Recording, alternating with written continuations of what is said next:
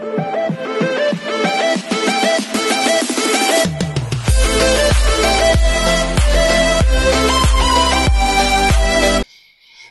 this is KG for Vlogs, a Filipino actor based in Saudi Arabia, and welcome back to my channel. For today's video, we will gonna do another reaction video. But wait a minute, gusto ko lang magpasalamat muna sa Team A or sa A-Team. The A-Team, which is yung team na or the fan club of Thea Asley. Thea Asley. So I will gonna make a reaction video ngayon sa kay Thea's performance.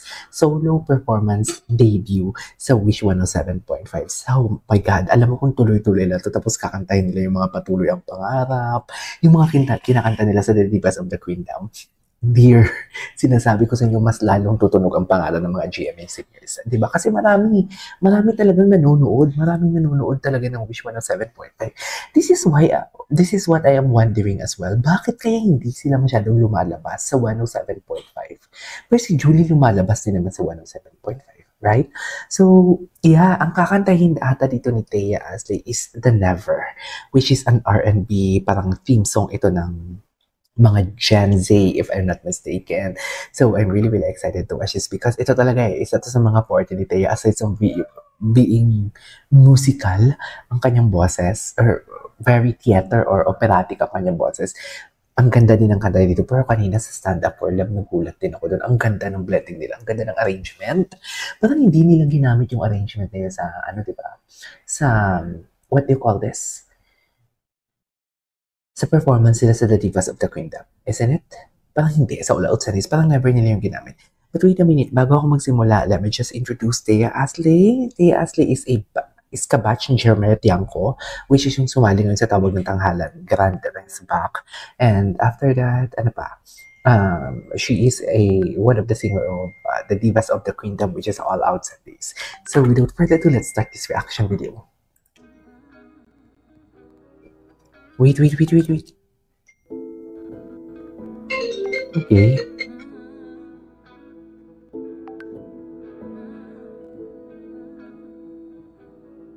Sexy, no?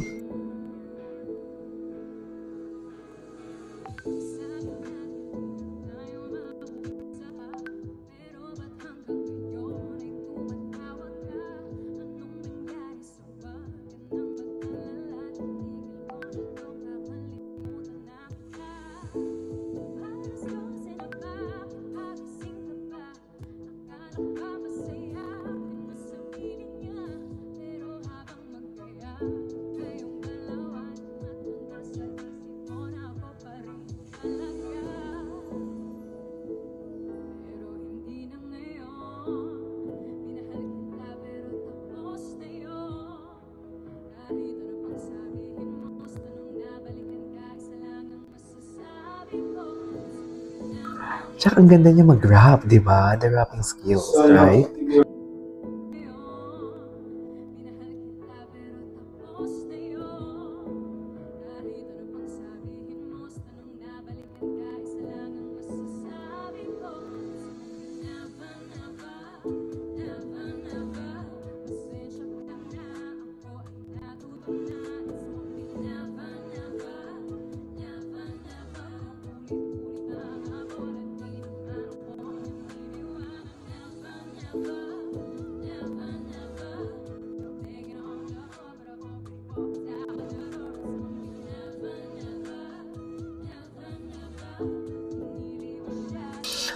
Ang ganda ng pagka-texture ng kanyang R&B. Actually, hindi talaga ako, ayoko talaga sana mag-pause. Pero kasi, baka makalimutan ko yung sasabihin ko.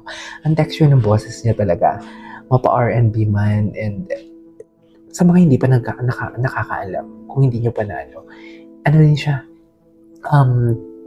parang theater actress, should I say. Parang ang boses niya nito, she can sing a song in a very operatic way. Parang ganun, parang musical theater. Ganun yung kanyang boses. Kaya the versatility of the voice of Thea Asley. Ang ganda, parang alam mo yung may swag, ang angas pakinggan, tapos ang sexy na seductive. Gets niyo ba yun? Anyways, can we just repeat without pauses? Gusto ko na ulitin. Ang ganda ng ad-libs niya sa unang ganda pa niya, no? Ay, first runner-up pala siya sa The Clash. Oo, first runner-up siya. Si Jeremiah nag-champion.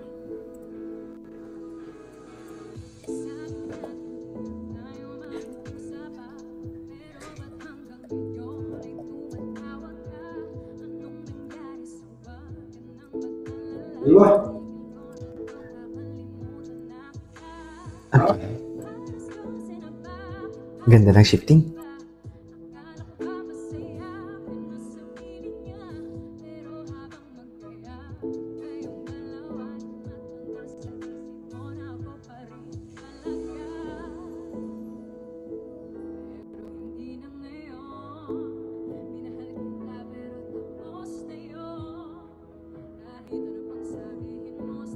Ang ganda ng kanta. Ngayon ko lang ito narinig. Never. Laban. Never pala. Ang astig niya. Ganda niya, no? Sila ba ni ano?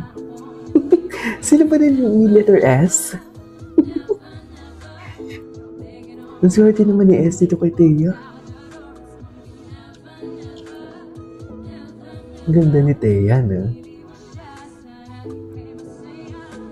Ang ganda ng mga riffs and runs niya.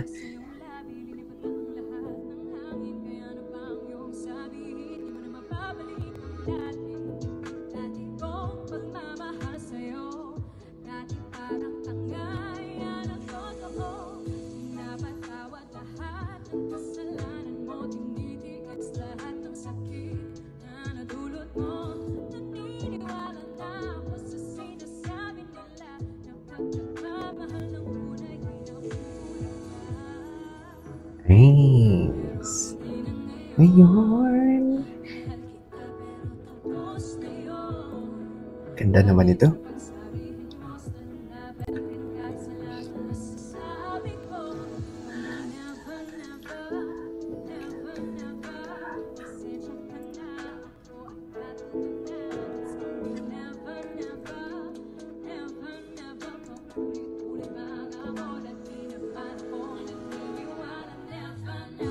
Ang ganda.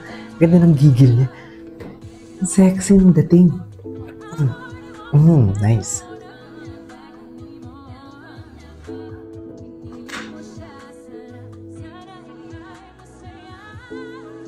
Sinimplihan lang ni Thea pero perfect. Grabe yung ascending niya, na. Ganda ng ascending niya. Tapos na yun. Yun na yun. Alright, there you go guys. It is our for today's video.